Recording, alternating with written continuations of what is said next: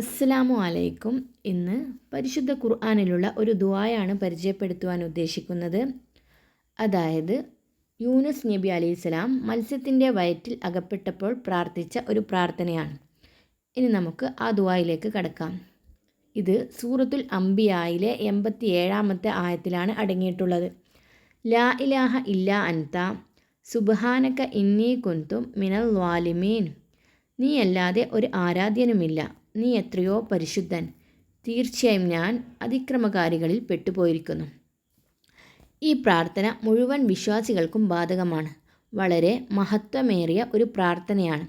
യൂനുസ് നബി അലൈഹിസ്സലാമയുടെ ഈ പ്രാർത്ഥന ഏതൊരു മുസ്ലിമിനും തൻ്റെ റബ്ബിനോട് ഹൃദയപൂർവ്വം പ്രാർത്ഥിക്കുന്നതായാൽ അവന് അള്ളാഹു ഉത്തരം നൽകാതിരിക്കുകയില്ല എന്ന് നബി സല്ലല്ലാഹു അലൈഹി വസല്ലമ പറഞ്ഞതായി ഇമാം ബൈഹഖി റഹിമഹുല്ലാഹു റിപ്പോർട്ട് ചെയ്യുന്നു.